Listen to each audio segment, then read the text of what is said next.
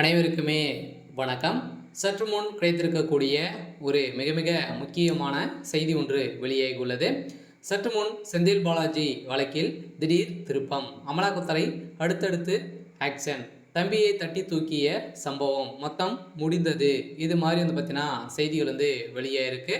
சொல்ல பார்த்தீங்கன்னா அதிரடியாக செந்தில் பாலாஜி அவர்கள் சட்டத்துக்கு விரோதமான பண பரிமாற்ற வழக்கில் வசமாக சிக்கி 1.5 வருட காலமாகவே புழல் சிறையில் இருந்து இப்போ பார்த்தீங்கன்னா இல்லாத அமைச்சராக இருக்கா இல்லையா, மீண்டும் அமைச்சராக பொறுப்பேற்று இப்போ அதிரடியாக அமலாக்கத்துறை கஸ்டடியில் இருந்திருக்காரு. ஸோ இந்த தான் இப்போ அதிரடியாக செந்தில் பாலாஜியுடைய தம்பி அசோக்குமார் அவர்கள் பார்த்தீங்கன்னா முக்கிய புள்ளியாக இருந்திருந்த நிலையில் இப்போ அதிரடியாக செந்தில் பாலாஜியுடைய தம்பி அதிரடியாக தட்டி தூக்கியிருக்காங்க. சில அதிரடியாக கைது செய்யப்பட்டிருக்காங்க. சில செந்தில் பாலாஜி அவருடைய தம்பி அசோக்குமார் அவர்கள் வாக்குமூலம் கொடுத்துருக்கிறாரு அப்படின்ற மாதிரி தகவல் வெளிந்திருக்காங்க.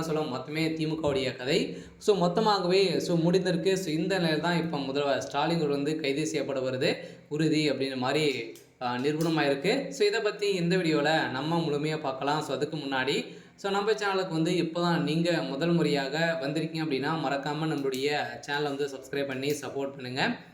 வாங்க வீடியோக்குள்ளே போகலாம்.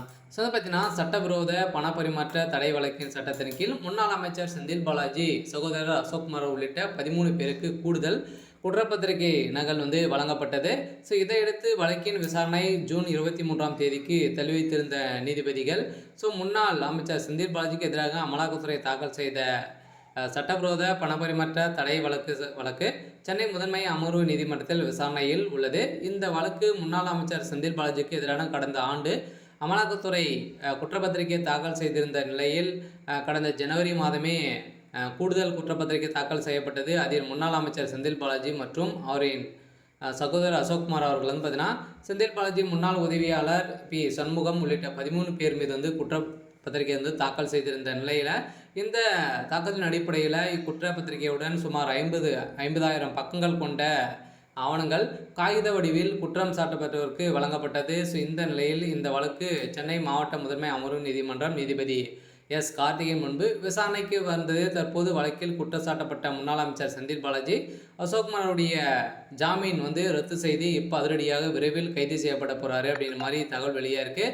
இருந்தாலுமே இதில் முக்கிய புள்ளியாக முதல்வர் ஸ்டாலின் அவர்களும் சிக்கியிருக்காரு. இந்த வேளையில் தான் அதிரடியாக செந்தில் பாலாஜி அவர்களும் அவருடைய தம்பி அசோக்குமார் அவர்களும் பார்த்தீங்கன்னா கைது செய்யப்பட்டாங்க அப்படின்னா அவர்கள் கொடுக்க வாக்குமூலம் கொடுத்தாங்க அப்படின்னா அதிரடியாக செந்தில் பாலாஜியுடைய கதை ஒட்டுமொத்தமாக முடிய போகுது. சரியாக பார்த்தீங்கன்னா முதல்ல ஸ்டாலினுடைய மொத்தமும் முடிய போகுது. தமிழகத்தில் திமுகவுடைய ஆட்சிக்கு ஒரு மிகப்பெரிய கேள்விக்குறியாக வரப்போகுது.